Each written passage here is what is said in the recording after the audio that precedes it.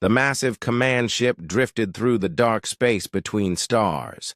Its hull stretched for miles, covered in weapons and armor that had conquered 1,000 worlds. Inside the ship, Admiral Kavex sat on his throne, looking at the reports from his scouts. "Another primitive world," he said, his voice filled with boredom. "How many does that make this cycle?" His aide, a thin creature with 4 arms, checked the data pad. 17, Admiral. All of them fell within days of our arrival." Kavex nodded. The Vorthak Empire had been expanding for 10,000 years. They ruled over 43 different species across 12 star systems. Most worlds surrendered when they saw the size of the Imperial fleet. Those that fought were crushed quickly. "What about this one?" Kavex pointed to a blue-green planet on the main screen. "The 3rd planet in this system. They call it Earth, Admiral. The species calls themselves humans. Our long-range scans show they barely have faster-than-light travel. No antimatter weapons, no planetary shields. They should be easy to conquer." The Admiral was about to order the fleet to move forward when a communication officer spoke up. "Admiral, we are receiving a transmission from the system. Put it through." The main screen flickered, and a calm, human voice filled the command bridge. The message was broadcast on all frequencies, in perfect galactic standard language. "This is Earth Defense Command. The Sol system is under human protection. Any unauthorized vessels approaching within 50 astronomical units will be considered hostile. You have been warned." Silence filled the bridge for a moment. Then Admiral Kavex began to laugh. His officers joined in, their various sounds of amusement echoing through the command center. "Did they just warn us?" Kavex asked, wiping tears from his eyes. "A primitive species that barely knows how to travel between planets is warning the Vorthak Empire?" The aide checked the data again. "According to our intelligence, they only achieved faster-than-light travel 50 years ago. Their largest ships are smaller than our escort vessels. They have no significant military presence in space." "How many ships do they have?" "Maybe a few hundred, Admiral. Nothing that could threaten even our smallest battle group." Kavex stood up from his throne. He was a tall creature, with thick armor plating covering his body. His species had evolved on a high-gravity world, making them naturally strong and tough. They had conquered their first alien world 3,000 years ago and had been unstoppable ever since. "Send a message back," he ordered. "Tell them they have 24 hours to surrender. If they refuse, we will take their world by force." Meanwhile, on Earth, Jehoon Park sat in the underground command center beneath the Rocky Mountains. The room was filled with screens showing data from across the solar system. Officers moved quickly between stations, coordinating the planet's defense. "Did they respond to our warning?" Jehoon asked. A communications officer looked up from her station. "Yes, sir. They gave us 24 hours to surrender." Jehoon nodded. He had expected this response. The Vorthak Empire had a reputation throughout the galaxy. They never negotiated. They never showed mercy. They conquered, enslaved, or destroyed every world they encountered. "Any word from the other defense stations?" "Luna Base reports ready. Mars Command is standing by. The asteroid belt installations are fully operational." Jehoon walked to the main display screen. It showed the solar system, with small dots representing the Vorthak fleet. There were hundreds of ships, each one larger and more powerful than anything Earth had built. To any observer, it looked like an impossible fight, but appearances could be deceiving. "Get me Dr. Kim," Jehoon said. A few minutes later, Dr. So-Young Kim appeared on the screen. She was in her laboratory on Luna, surrounded by equipment that hummed with barely contained energy. "The final calculations are complete," she said without waiting for Jihoon to speak. "Project Prometheus is ready for activation." "And the swarm protocol? Also ready. The manufacturing stations on Mercury have been working around the clock. We have enough raw materials to produce 10 million units in the first wave." Jihoon felt a mix of excitement and fear. Humanity had been preparing for this moment for decades. Ever since they had made contact with other galactic species, they knew this day would come. The Vorthak Empire was like a disease spreading through the galaxy, consuming everything in its path. "What about Captain Lee?" "His pilots are ready," So-Young replied. "They've been training in the new ships for months. The stealth systems are working perfectly." Captain Minho Lee stood in the briefing room aboard the hidden base inside the asteroid Ceres. Around him, 50 of Earth's best pilots listened carefully to his words. These men and women had been chosen from thousands of candidates.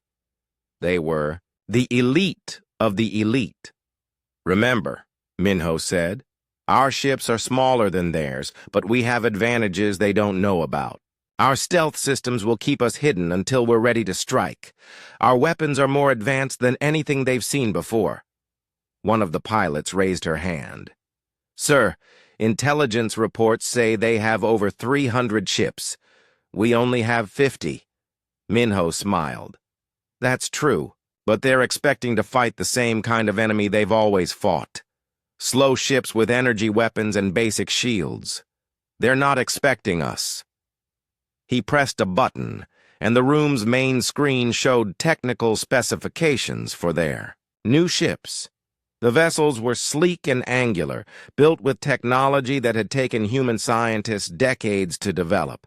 "Our ships can move at 90% of light speed in short bursts. Their fastest ships can only reach 70%. Our railguns fire projectiles at 30% of light speed. Their shields are designed to stop energy weapons, not kinetic projectiles moving at those speeds." Another pilot spoke up. "What about their numbers advantage?" "That's where the rest of the plan comes in," Minho replied. "We're not fighting alone. Every human ship is connected to our tactical network. We share targeting data instantly. While they're still shouting orders, across light minutes of space, we'll be coordinating our attacks in real time."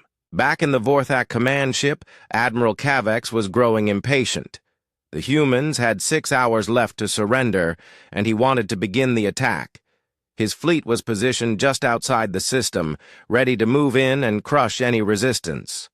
"Admiral," his intelligence officer reported, "our deep scans of the system show minimal military presence.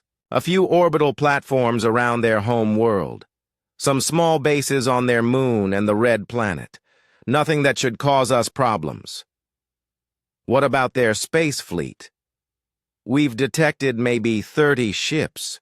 They're staying close to their home world, probably planning to make their last stand there." Cavex nodded. This was typical behavior for primitive species. They would gather their pathetic forces around their most important world and fight desperately until they were destroyed. "Prepare the fleet for advance. Once their surrender deadline passes, we move in at full speed. I want this over quickly." As the final hours ticked away, both sides made their final preparations. The Vorthak Empire positioned their massive ships for what they expected to be an easy victory. They had done this hundreds of times before. First, they would destroy any orbital defenses. Then they would land troops on the planet and force the survivors to surrender. On Earth, families said goodbye to their loved ones who were stationed throughout the solar system. Children were moved to the deepest underground shelters. The planets, leaders made final speeches, telling their people to be brave and trust in their defenders. But in the hidden command centers and secret bases, something else was happening. Dr. So-Young Kim activated quantum computers that had been processing battle scenarios for years. Captain Minho Lee's pilots climbed into ships that incorporated technology reverse-engineered from crashed alien vessels. Commander Hyun-Woo Choi prepared strike teams that had trained for this exact situation. The 24-hour deadline expired. Admiral Cavex gave the order to advance. The Vorthak fleet began moving toward Earth, their massive engines creating trails of light across the darkness. 300 ships, carrying enough firepower to destroy continents, advanced on what they believed was a helpless world. In the Earth Defense Command Center, Ji-hoon Park watched the enemy fleet approach. His heart was beating fast, but his voice was calm when he spoke into his communicator. "All stations, this is Defense Command. The enemy has ignored our warning. They have chosen to attack humanity. Show them why that was a mistake." Across the solar system, hidden bases came online. Weapon systems that had been disguised as asteroids powered up. Ships that had been invisible to sensors dropped their stealth fields. The Vorthak Empire was about to learn that humans were not like the other species they had conquered. They were about to discover that some warnings should be taken seriously. The battle for Earth was about to begin. The Vorthak fleet moved through space like a wall of metal and death.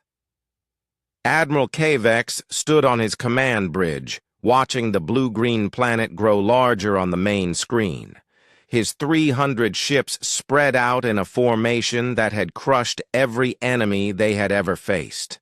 "Estimated time to weapons range?" he asked. 4 hours, Admiral," his navigation officer replied. "Should we begin scanning for their defensive positions?" Cavex waved a dismissive hand. "Waste of time. These primitives won't have anything that can threaten us. Begin charging the main weapons. I want to end this quickly." Across the fleet, massive energy cannons began to power up. Each ship carried enough firepower to level a city. Together, they could turn the surface of a planet into molten glass. This was how the Vorthak Empire dealt with resistance. But as the fleet advanced, something strange happened. Their long-range sensors, which should have been detecting hundreds of targets around Earth, showed almost nothing. A few small objects near the planet's moon. Some tiny bases on the red planet they called Mars. It was as if the humans had simply disappeared. "Where are their ships?" Cavex demanded. Intelligence said they had at least 30 vessels. The sensor officer checked his readings again. "I'm showing minimal activity, Admiral. Maybe they retreated to the far side of their system?" "Cowards," Cavex muttered. "They know they cannot win, so they hide like frightened animals." What the Admiral did not know was that 50 human ships were positioned all around his fleet. They hung in space like invisible ghosts, their stealth systems bending light and electromagnetic radiation around their hulls. The technology had taken human scientists 20 years to perfect, using theories that most alien species had never even considered. Captain Minho Lee floated in the command chair of his ship, the Defiant. Around him, his crew worked in complete silence. Every sound, every emission from their ship was carefully controlled. They were less than 1,000 kilometers from a Vorthak battleship, close enough to see the details of its hull with their optical sensors. "All wings report ready," his communications officer whispered. Minho nodded. 50 ships were positioned throughout the enemy formation. Each one was loaded with weapons the Vorthak had never encountered. Railguns that could punch through any armor.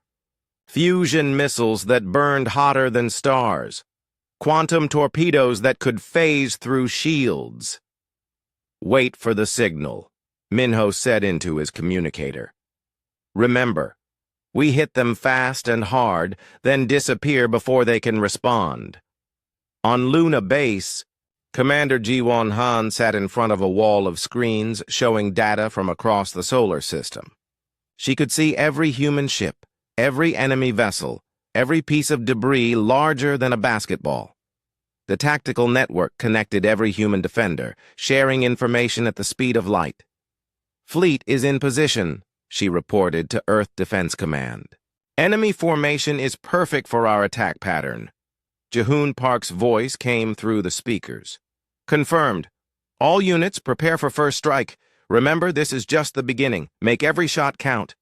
The Vorthak fleet continued its advance, unaware that death was floating all around them. Admiral Cavex was thinking about the victory celebration he would hold after the conquest. The Emperor would be pleased. This campaign would earn him a promotion to the High Command. "Admiral," his communications officer spoke up, "we're receiving another transmission from the planet." "More surrender offers?" Cavex asked with amusement. "No, sir. It's the same message as before. They're warning us not to approach within 50 astronomical units." Cavex laughed. "We're already well within that range. What are they going to do about it?" The answer came 60 seconds later. "All units," Minho Lee said into his communicator. "This is Strike Leader. Execute Pattern Alpha. Light them up." 50 human ships dropped their stealth fields simultaneously. For a brief moment, they appeared on the Vorthak sensors like stars being born. Then they opened fire. The Defiance railgun fired a tungsten rod the size of a telephone pole. The projectile accelerated to 90,000 kilometers per second in less than a microsecond.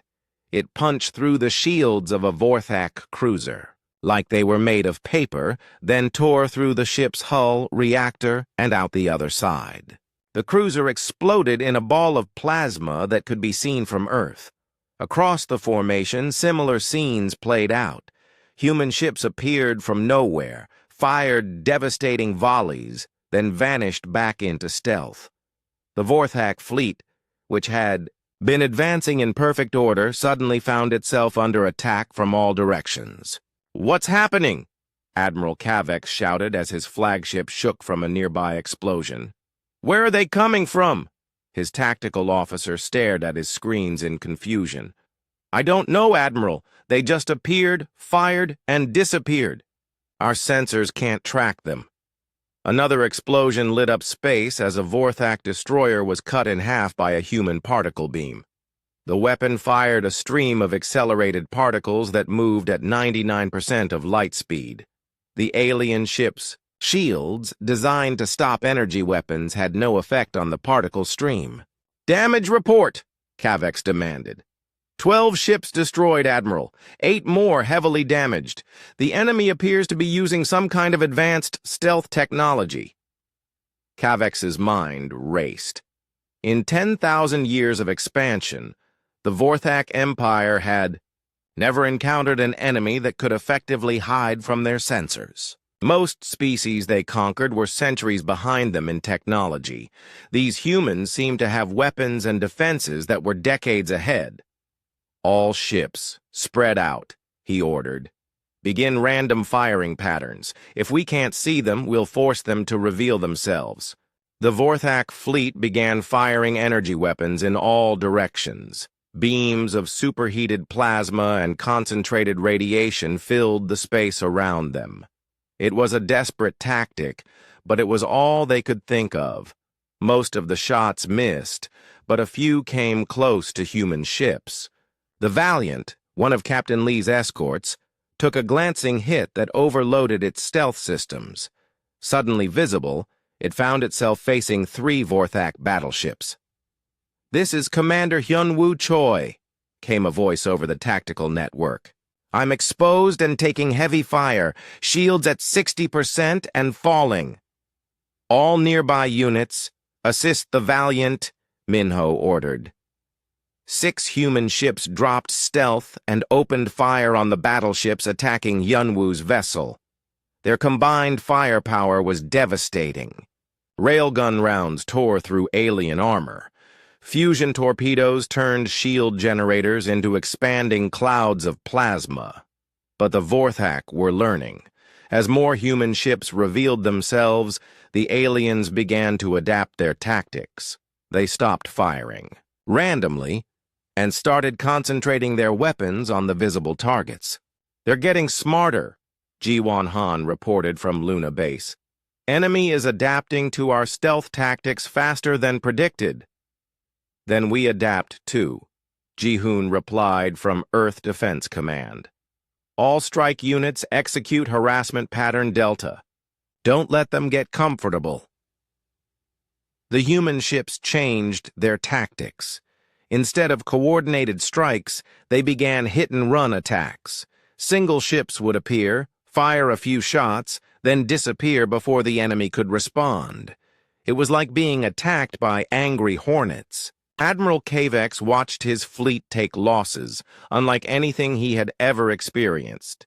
18 ships destroyed, 30 more damaged, and he still couldn't see most of the enemy force.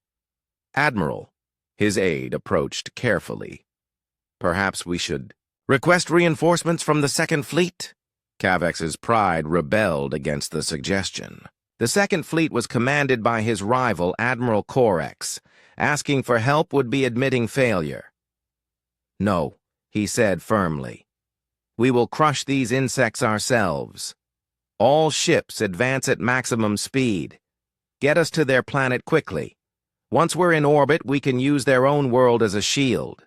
The Vorthak fleet accelerated toward Earth. They had lost nearly 10% of their ships, but they still had overwhelming numbers. Admiral Kavex believed that once they reached the planet, they could force the humans to come out and fight in open battle. But the humans had other plans. As the alien fleet approached the inner solar system, more surprises awaited them. Hidden weapon platforms built into asteroids came online. Orbital defense stations that had been disguised as space debris revealed themselves. The asteroid belt itself seemed to come alive with hostile fire. Dr. So-young Kim watched from her laboratory on Luna as the next phase of Earth's defense began. "Perimeter defenses are now active," she reported. "The enemy is entering the inner system trap." What the Vorthak didn't know was that humans had been preparing for this invasion for 50 years. Every asteroid, every moon, every piece of space debris larger than a house had been surveyed and potentially weaponized. The solar system itself had become Earth's greatest weapon. "This is just the beginning," Ji-hoon said as he watched the tactical display. "They wanted to ignore our warning. Now they'll learn what happens when you threaten humanity." The Emperor of the Vorthak Empire sat on his crystal throne, watching the reports from the Sol system. His scaled face showed no emotion, but inside he was burning with rage. No species had ever made his forces bleed like this. Not in 10,000. "Years of conquest. How many ships has Admiral Kavex lost?" he asked his military advisor. 47 destroyed, Your Imperial Majesty. 62 more badly damaged. The humans are using weapons and tactics we have never encountered." The Emperor's claws dug into the arms of his throne. The Vorthak Empire ruled through fear and overwhelming force. If word spread that a primitive species had defeated their fleet, other worlds might rebel. "Send the Second Fleet," he ordered, "and the Third, and the Fourth. I want 2,000 ships in that system. Burn their world to ash if necessary." Meanwhile, in the Sol system, Admiral Kavex was learning what it meant to face an enemy that thought differently. His fleet had advanced into the asteroid belt, expecting to find scattered rocks and empty space. Instead, they found a nightmare. The asteroids themselves were attacking. "Admiral!" his sensor officer shouted. "Multiple contacts emerging from the asteroid field. They're everywhere." What looked like ordinary space rock suddenly split open, revealing hidden weapon systems. Massive railguns emerged from hollowed-out asteroids. Missile batteries unfolded from what had seemed like natural formations. The entire asteroid belt had been turned into a fortress. Commander Hyunwoo Choi piloted his fighter through the chaos, his ship dancing between plasma bolts and missile trails. Behind him, the asteroid Vesta opened like a flower, revealing a construction facility the size of a city. Millions of small objects poured out of the facility, moving with purpose and coordination. "Swarm protocol is active," he reported to the tactical network. "First wave deploying now." Dr. So-Young Kim had spent 20 years developing the swarm protocol. Each unit was no larger than a football, but they were packed with the most advanced technology humanity could create. They moved in perfect coordination, guided by quantum computers that could process millions of calculations per second. The Vorthak gunners tried to shoot the small objects, but there were too many of them. For every drone they destroyed, 10 more took its place. The swarm flowed around the alien ships like water, then struck like lightning. Admiral Kavex watched in horror as the tiny drones swarmed over his battleships. They moved too fast for the large guns to track, and there were too many for the point defense systems to stop. Each drone carried a small fusion charge that could punch through armor plating. "They're cutting through our hulls," one of his captains reported. "The small units are targeting our weapon systems and engines." "Use the bioweapons," Kavex ordered desperately. "Release the plague spores. Contaminate the entire system if necessary." The Vorthak Empire had conquered many worlds using biological weapons. Diseases that could kill entire species in days. Viruses that turned the victim's own immune systems against them. Bacterial agents that consumed flesh and bone. But when they released the bioweapons, something impossible happened. The plague spores changed. Instead of spreading randomly through space, they began forming geometric patterns. Instead of seeking human targets, they started attacking Vorthak ships. Dr. Sung-Min Yoon monitored the biological warfare from his laboratory on Mars. He had been studying captured Vorthak bioweapons for decades, learning how they worked, how they spread, how they killed. More importantly, he had learned how to reprogram them. "Bioweapon conversion successful," he reported. "Enemy biological agents are now targeting their own ships. Estimated time until their life support systems fail is 6 hours. The Vorthak had never imagined that their own weapons could be turned against them. Their bioweapons were designed to be unstoppable, to spread until they had consumed all life in a system. But humans had done something no other species had managed. They had tamed the weapons and made them servants. Captain Nara Shin led the human fleet in a desperate holding action while the swarm multiplied. Her ship, the Indomitable, fired its main gun into a Vorthak dreadnought. The tungsten projectile, accelerated to 30% of light speed, punched through the enemy ship's shields and armor like they were made of cardboard. "All ships focus fire on their command vessels," she ordered. "If we can disrupt their coordination, the smaller ships will be easier targets."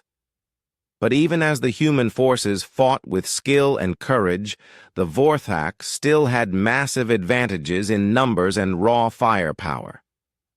For every alien ship they destroyed, 3 more took its place. The Empire had brought the full might of their war machine to bear on humanity. "Captain," her tactical officer called out, "enemy reinforcements incoming. Long-range sensors show another fleet approaching from outside the system." Nara's heart sank. The second fleet was arriving earlier than expected. 2,000 more ships, each one larger and more powerful than anything Earth had built. Even with all their advantages, humanity couldn't fight odds like that. On Titan Station, Commander Taehyung-oh coordinated the defense of the outer system. His massive station was built into Saturn's largest moon, hidden beneath kilometers of ice. From here, he controlled weapon platforms throughout the gas giant's ring system. "Prepare the gas giant artillery," he ordered. "If they want to bring reinforcements, let's give them a proper welcome." Saturn's rings contained trillions of chunks of ice and rock. Using massive magnetic accelerators built into the planet's moons, the human defenders had turned these natural projectiles into kinetic weapons. Each piece of ice became a bullet fired at incredible speed. The Vorthak's Second Fleet dropped out of faster-than-light travel near Saturn, expecting to find empty space. Instead, they found themselves in the middle of a shooting gallery. Chunks of ice and rock, accelerated to nearly 10% of light speed, slammed into their ships like guided missiles. "What is this?" Admiral Korex demanded from his flagship. "How are they turning celestial bodies into weapons?" His science officer studied the sensor readings with growing amazement. "Admiral, they've weaponized the entire gas giant system. The rings, the moons, even the atmospheric storms are being used against us." As if to prove his point, a massive lightning bolt arced out from Jupiter's atmosphere, guided by human-built conductors. The electrical discharge, containing more energy than 100 fusion bombs, struck a Vorthak carrier and burned through its hull in seconds. Back on Earth, Jihoon Park watched the tactical display with grim satisfaction. The human defenders were holding their own, but barely. They had destroyed hundreds of enemy ships, but thousands more kept coming. The Empire was throwing everything they had at Earth. "Status report from all sectors," he requested.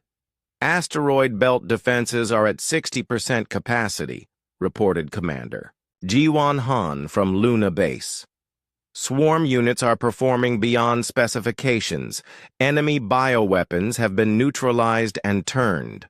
Mars orbital platforms are still operational," came another report. "Gas giant artillery is fully functional. Jupiter's electromagnetic systems are ready for activation." Jihoon nodded.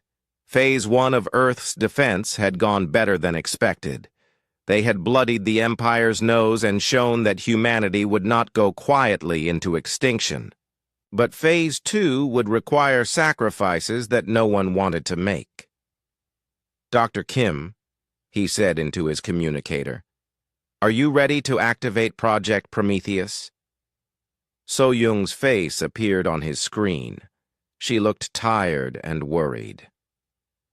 "Jihoon, you know what this means. Once we cross that line, there's no going back.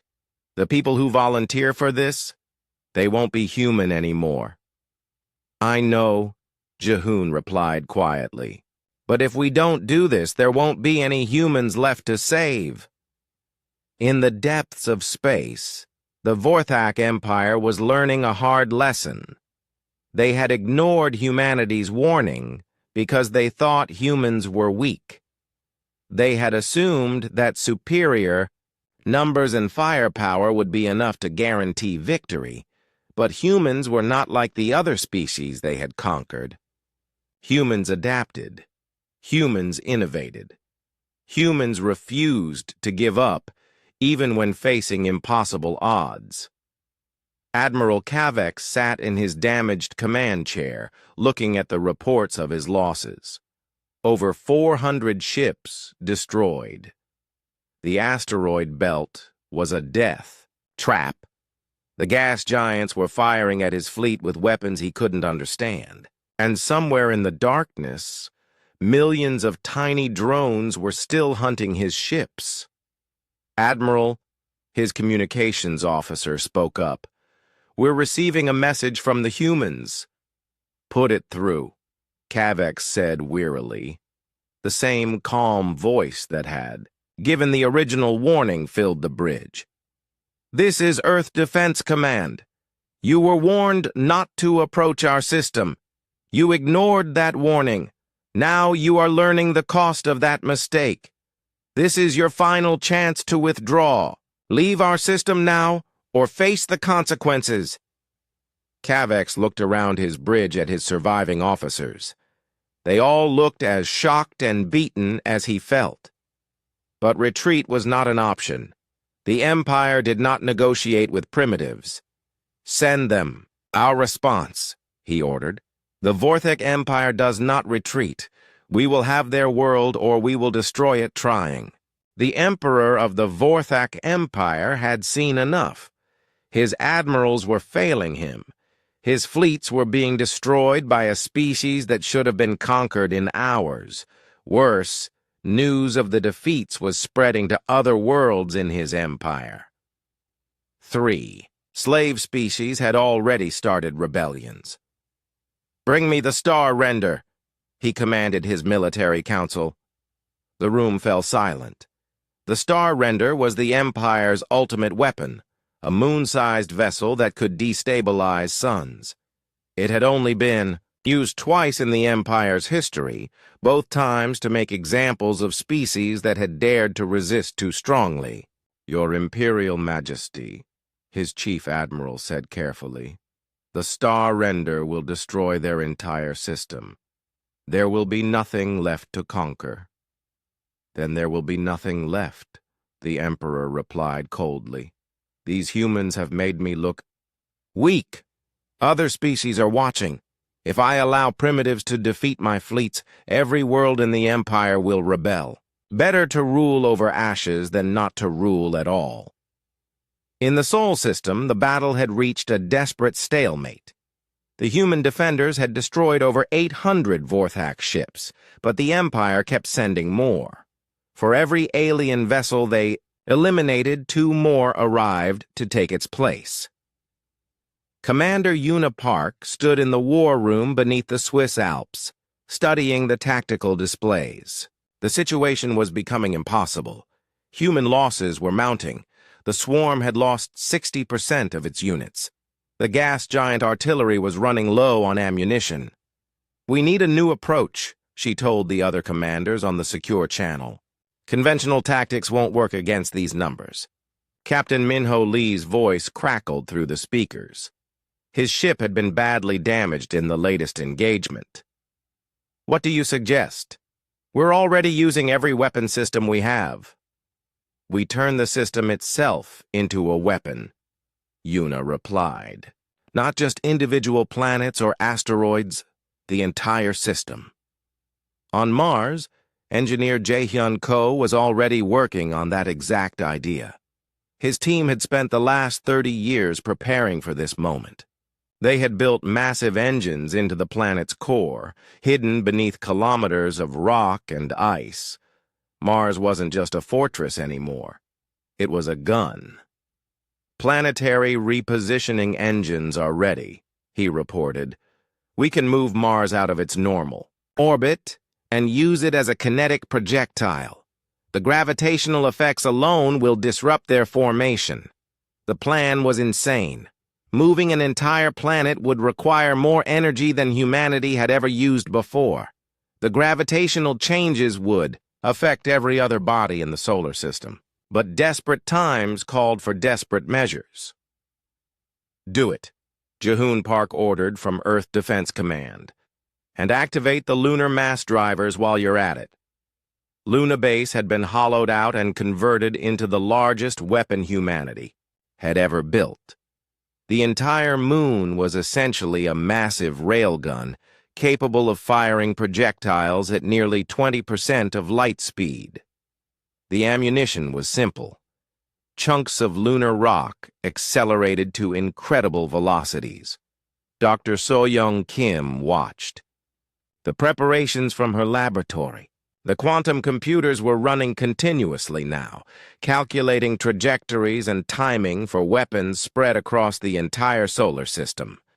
Every piece of debris, every asteroid, every artificial satellite was being coordinated in a symphony of destruction. "The Vorthak don't understand what they're facing," she said to her assistant. "They think in terms of ship-to-ship combat." fleet actions, territory control. They don't realize we've turned physics itself into our weapon. The first sign that something was wrong came when the Vorthak sensors detected massive energy readings from Mars. The red planet was glowing with heat as its internal engines fired. Slowly, almost imperceptibly at first, it began to move out of its normal orbital path. "What are they doing?" Admiral Cavex demanded. His fleet was positioned between Mars and Earth, preparing for the final assault on the human homeworld. "Sir," his science officer replied with disbelief in his voice, "I think they're moving the planet. The gravitational readings are off the charts."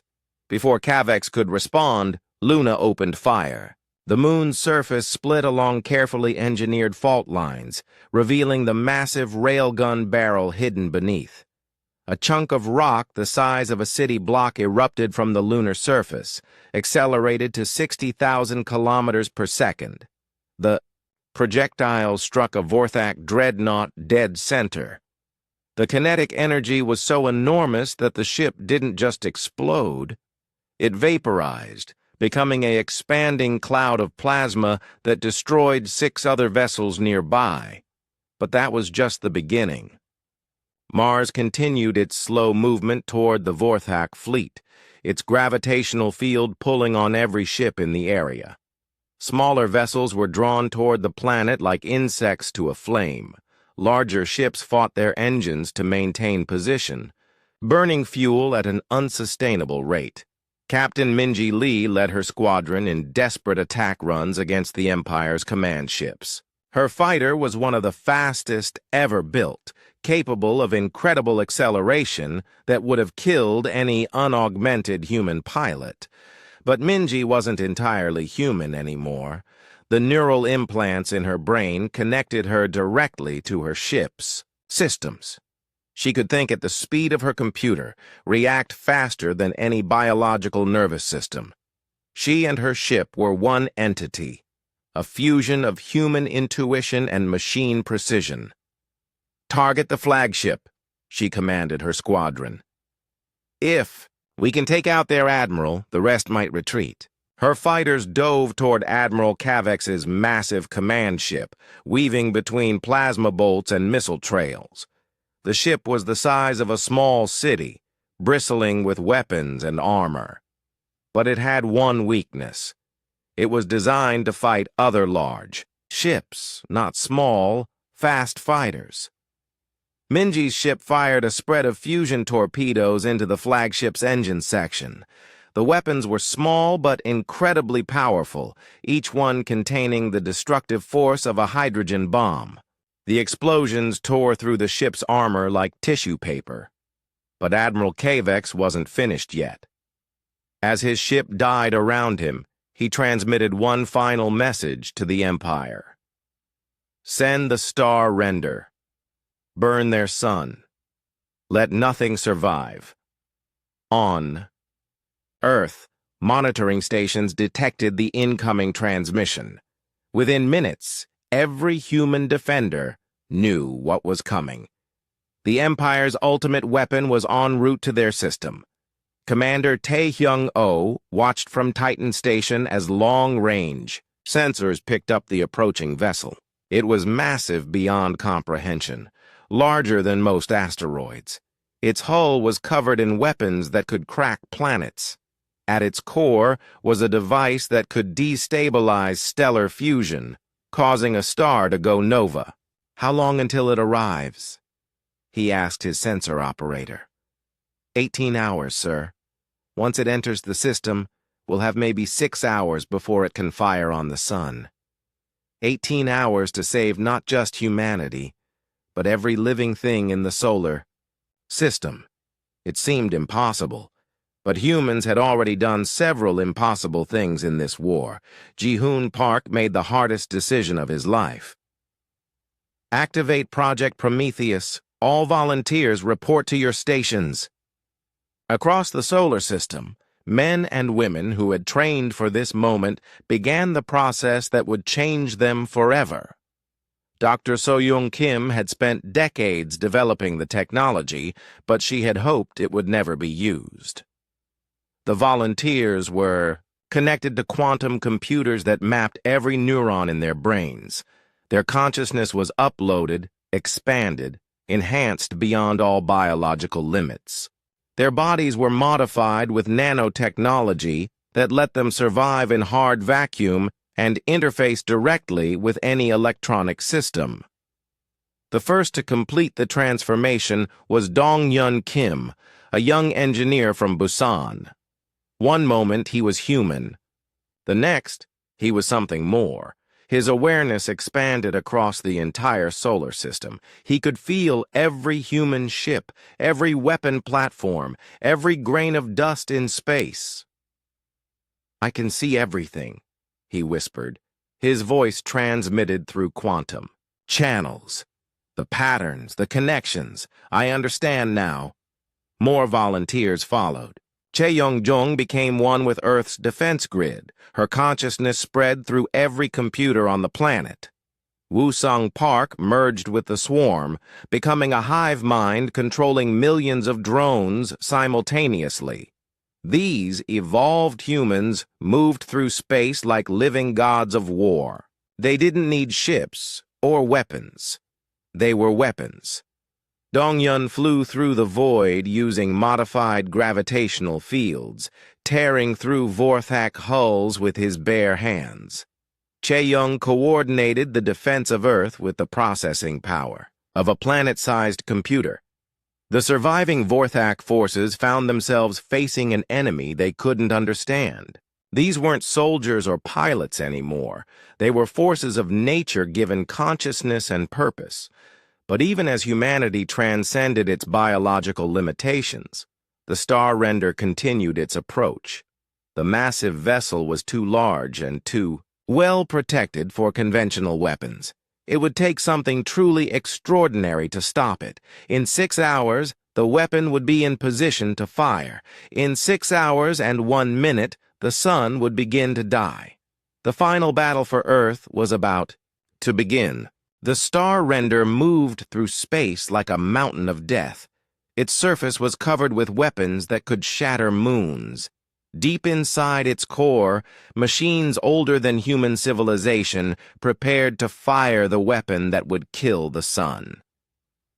The Pu, Empire's ultimate tool of destruction, had never failed to break the spirit of any species that dared resist. Commander Sung-Hoon Nam watched the approaching weapon from the Lunar Command Center. The base was buried deep beneath the moon's surface, but he could feel the massive vessel's presence like a weight pressing down on his soul. In 4 hours, it would be close enough to fire on Seoul. In 4 hours and 1 minute, their star would begin to die. "Status report on Project Prometheus volunteers," he requested. 12 successful transformations so far," his aide replied. "The evolved humans are engaging enemy forces throughout the system. Enemy losses are increasing, but the Star Render remains protected by its escort fleet."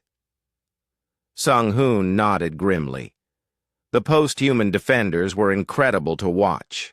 They moved through space without ships, manipulated matter with their thoughts, and fought with capabilities that defied understanding. But even gods of war couldn't stop a weapon designed to kill stars. Dong-Yun Kim floated in the void between Earth and Mars. His consciousness expanded across multiple dimensions. He no longer needed oxygen or warmth. His body had been rebuilt, with nanotechnology that let him survive anywhere in the universe. Around him, the debris of 100 Vorthak ships drifted like metallic snow. He had torn through the enemy escort with his bare hands, ripping apart hulls that were designed to withstand planet-killing weapons.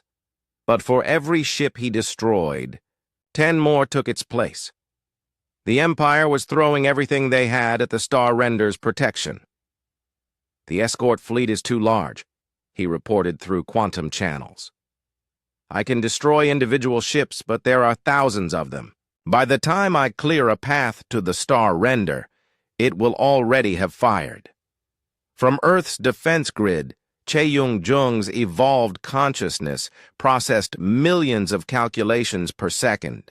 She could see every possible battle outcome, every tactical option, every desperate strategy. None of them worked. "We need a different approach," she transmitted to the other evolved humans. "Direct assault won't work. We need to think beyond conventional warfare." In the asteroid belt, Wusung Park had become one with the swarm. His consciousness controlled millions of tiny drones, each one an extension of his will. But even with all their coordinated attacks, they couldn't penetrate the star renders. Defenses. The massive weapon had shields that could absorb the energy of a supernova. "What if we don't attack the weapon directly?" he suggested. "What if we attack the physics that make it work?" Dr. So-Young Kim, still human but connected to the evolved network through quantum links, understood immediately. The star render works by destabilizing stellar fusion. But fusion is just one type of nuclear reaction. If we could create an interference pattern, we would need to get inside the weapon, Che-Yung replied. "Past all its defenses, into the core itself."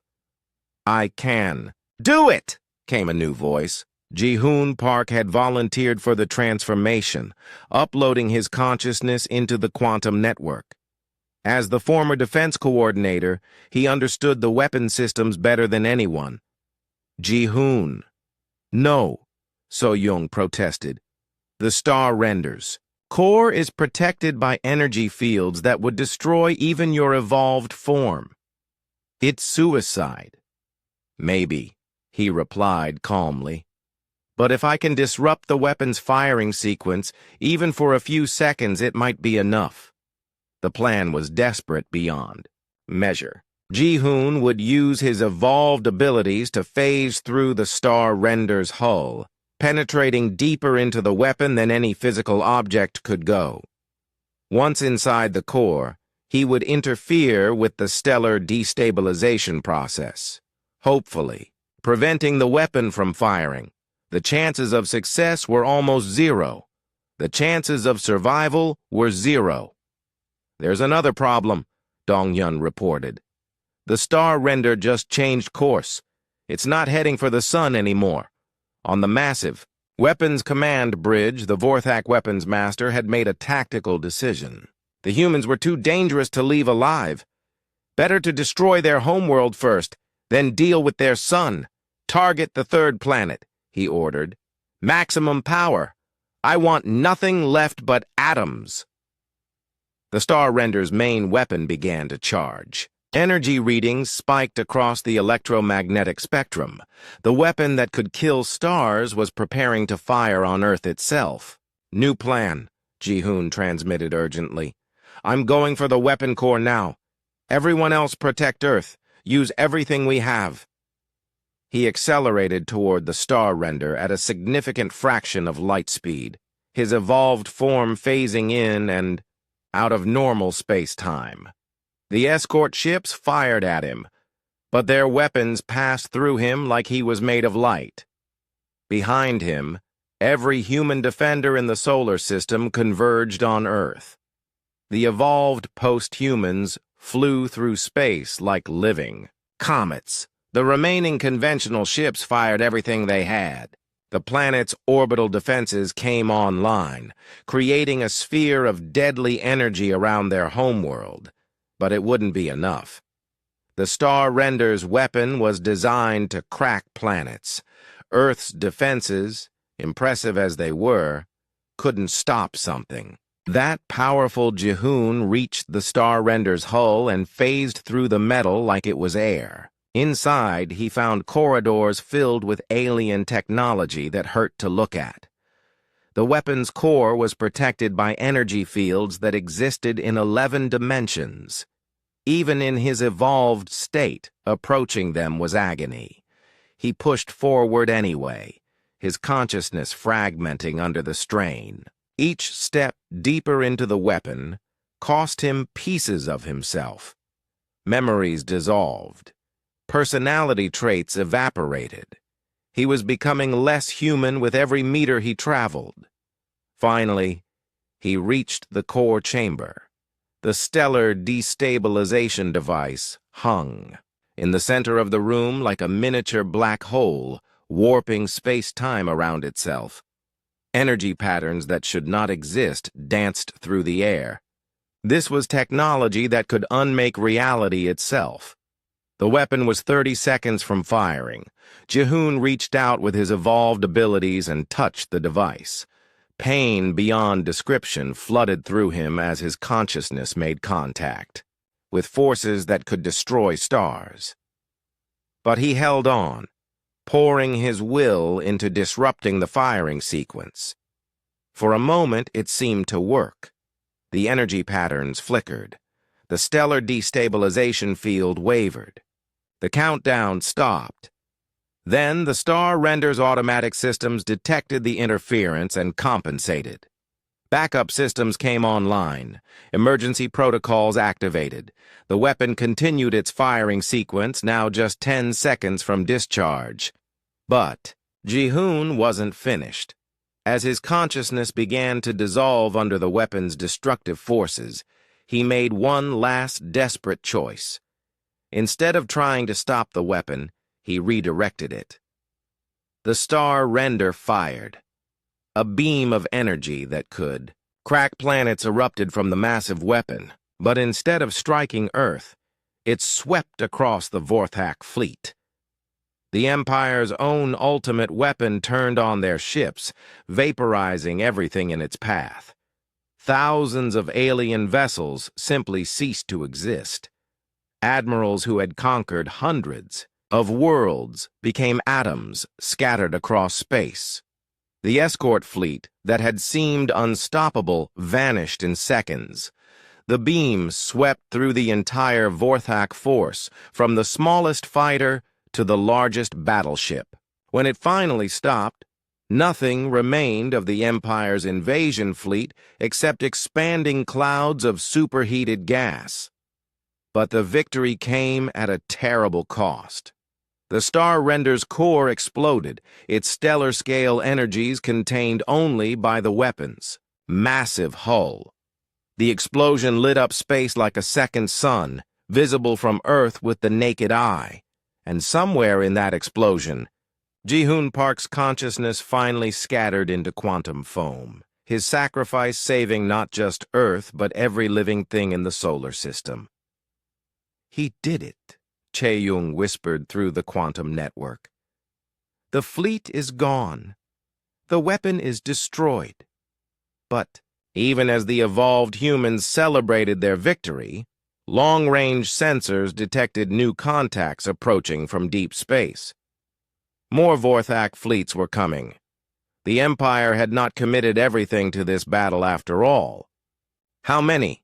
Sung-hoon asked from the Lunar Command Center. 5,000 ships, came the reply. Maybe more. They'll be here in 6 hours. The Battle of Sol was over, but the war for humanity's survival was just beginning, and now they faced an enemy that knew exactly what they were capable of. The next battle would be fought with no element of surprise, no hidden advantages. Just evolved humans against an empire that ruled the galaxy through fear and overwhelming force. The real test of humanity was about to begin.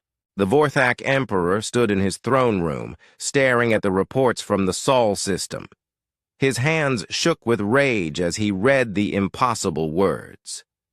The Star Render destroyed, 5 fleets eliminated, thousands of ships gone. All destroyed by a species that had barely learned to travel between stars. How? He whispered.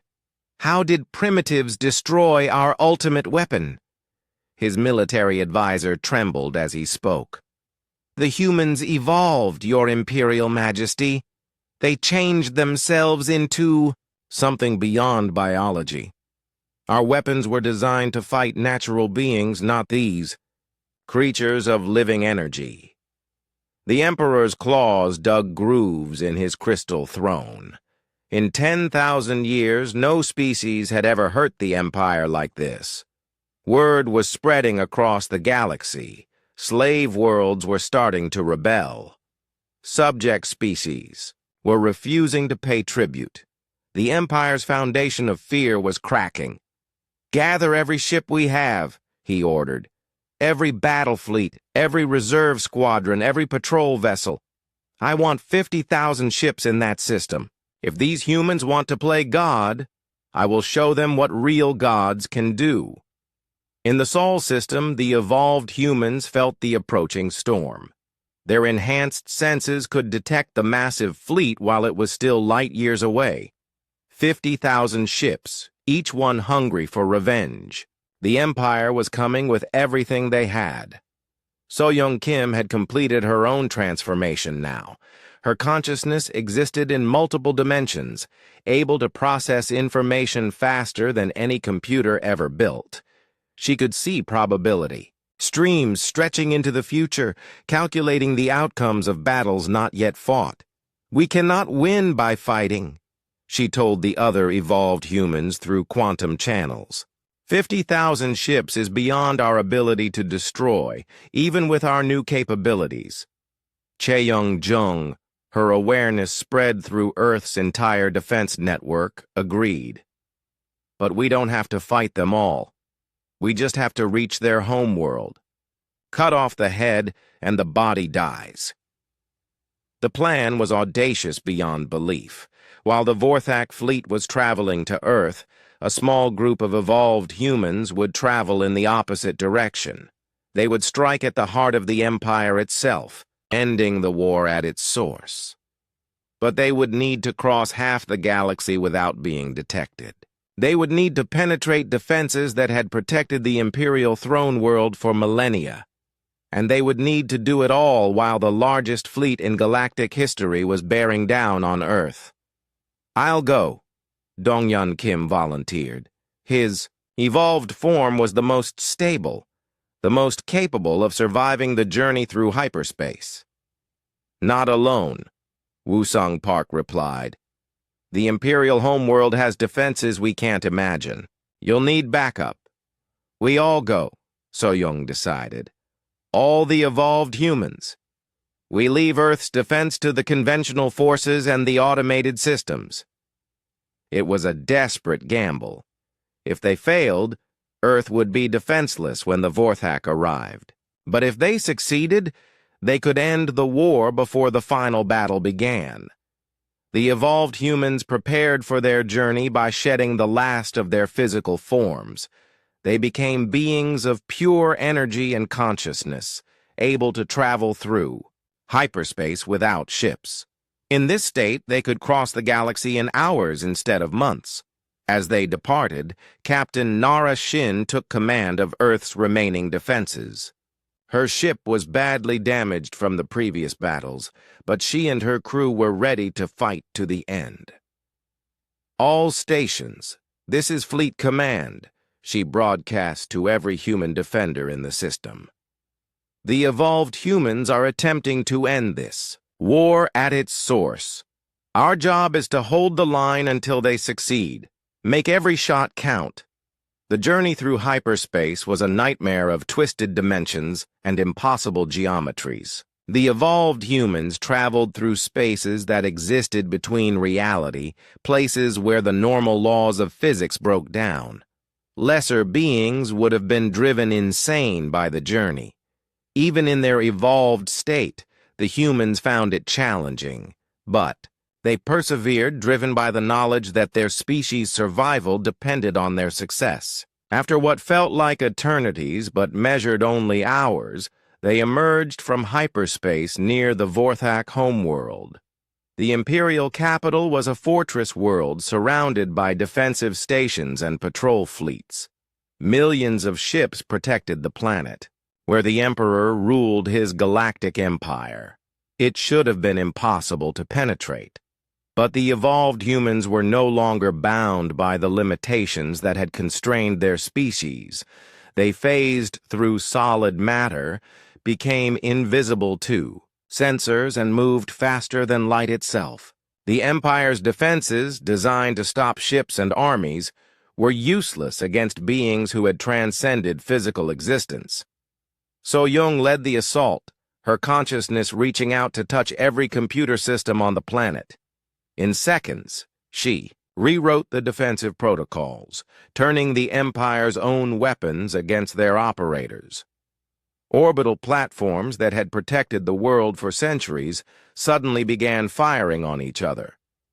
Che-Young struck at the communication networks, cutting the homeworld off from the rest of the Empire. No warnings could be sent, no reinforcements could be called.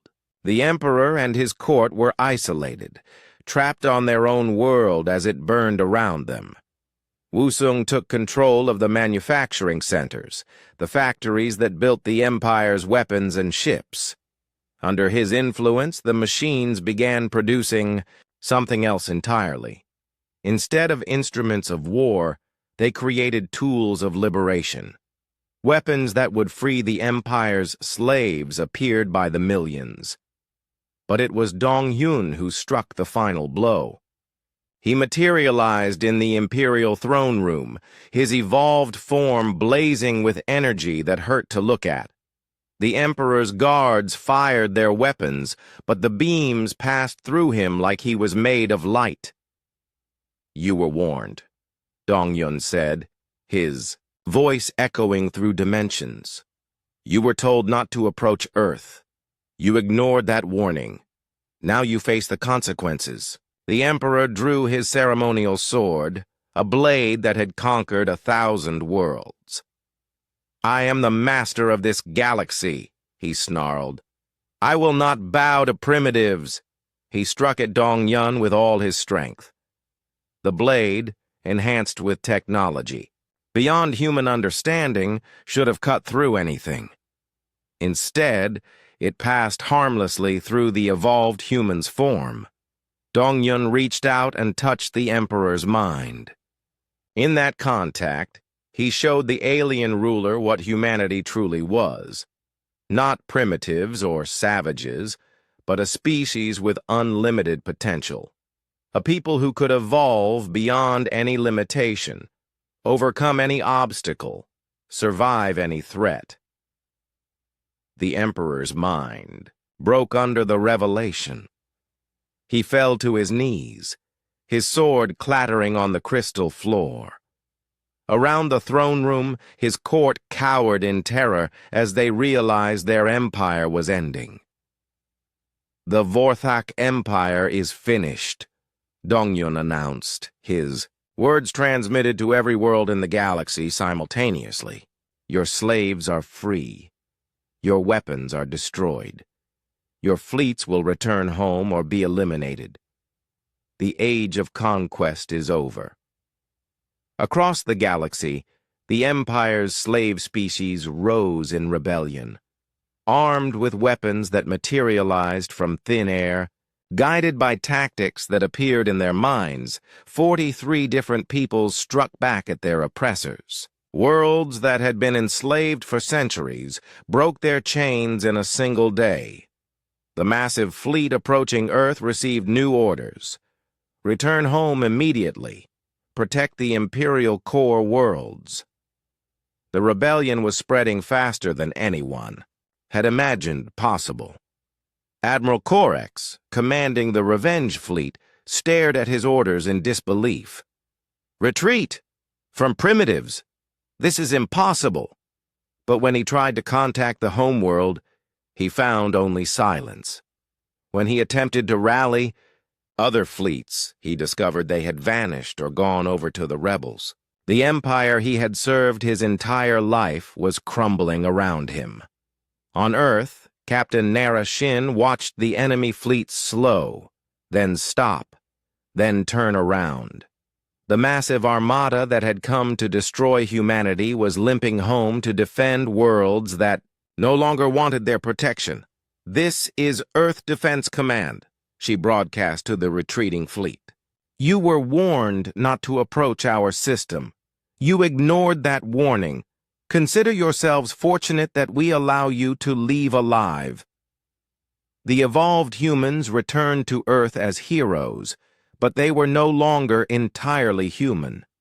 They had become something new, something unprecedented in galactic history. They were the bridge between what humanity had been and what it could become. Tayan Lim, one of the few unchanged humans left in command positions, became Earth's first galactic coordinator. Her job was to help the newly freed species establish their own governments, their own defenses, their own futures. "What happens now?" she asked So Young during one of their planning sessions. The evolved human smiled, an expression that somehow transcended her energy-based form. "Now we build something better. An alliance of free worlds. A galaxy where strength protects instead of conquers. A future where no species has to face extinction alone." The message went out from Earth to every corner of the galaxy. Broadcast. On all frequencies, translated into every known language. This galaxy is under the protection of the Human Alliance and our free world partners. Any species seeking to enslave, conquer, or destroy others will face the consequences. But those who come in peace, who seek knowledge and friendship, will find welcome here. You have been warned. You have also been invited. Choose wisely. The age of the Vorthak Empire was over. The age of humanity had begun.